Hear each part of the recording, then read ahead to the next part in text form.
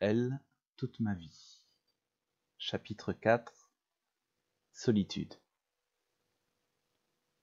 4 années. C'était le temps qui venait de s'écouler depuis qu'elle s'était en allée. J'avais continué à espérer de la revoir un jour, mais très vite, je me rendis compte que c'était peine perdue. En effet, Kelly ne m'avait même pas écrit. Je ne reçus aucune réponse, alors que j'avais tant envoyé de SMS. Elle m'avait dit qu'elle viendrait pendant les vacances, mais elle n'a jamais tenu sa parole. Je lui en voulais, mais en même temps, elle me manquait tant. J'avais passé le plus clair de mon temps à penser à Kelly. Néanmoins, elle, il semblait qu'elle m'avait oublié. Pendant des jours, je n'avais plus l'envie de me rendre au lycée. Heureusement, mes amis Mathéo et Jack avaient été là, car sinon, je ne sais pas dans quel état je me serais retrouvé. Fort heureusement, le temps finit toujours par apaiser les blessures, et je fis la connaissance de Mélanie Durand quelques semaines plus tard. Elle était brune, yeux foncés, et portait avec élégance une coupe de cheveux longs avec quelques mèches caramel. Elle était fort sympathique, et nous nous entendions à ravir. Hélas, jamais je n'avais pu franchir le pas avec elle. Mélanie était jolie, cependant, ce n'était pas Kelly. Je m'enfonçais dans une solitude et m'étais construit un mur entre moi et les autres. Un rempart contre les attaques acides de mes pensées et contre les êtres du sexe opposé. J'avais bâti des relations amicales et professionnelles. Effectivement, mon bac en poche, j'avais été embauché en tant qu'assistant informaticien dans une entreprise de dépanneur à domicile.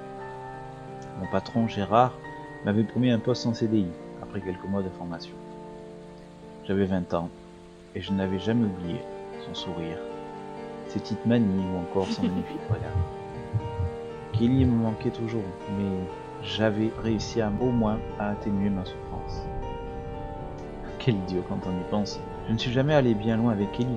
Comment avais-je pu m'accrocher autant à elle? J'avais essayé avec Dina, une blonde que j'avais croisée un bon matin à la cafette du lycée. Mais hélas, très vite je m'étais rendu compte que jamais j'aurais pu l'aimer autant que j'avais aimé Kelly.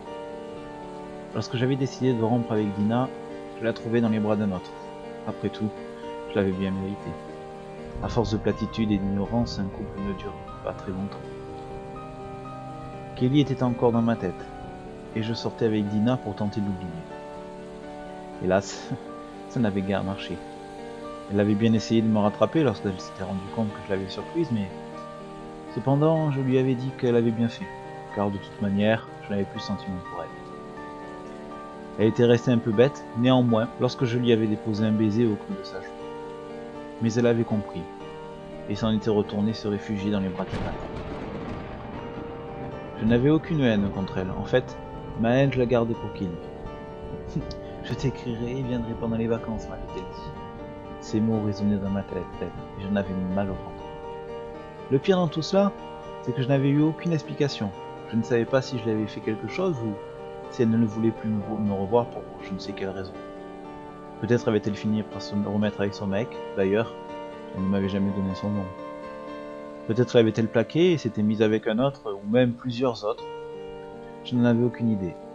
Qu'était-elle devenue? Même cela, je ne savais pas. J'étais quand même en droit d'avoir un message ou une lettre m'expliquant ce qu'il était advenu. M'avait-elle oublié? S'était-elle fiancée, mariée? Avait-elle eu des enfants? Bref, tout un tas de questions restaient sans réponse depuis 4 ans. Et 4 ans, ce fut long. Puis quand on vit dans une solitude sentimentale, c'est encore plus long, croyez-moi. Toutefois, il fallait que j'avance. Il fallait que je l'oublie une bonne fois pour toutes.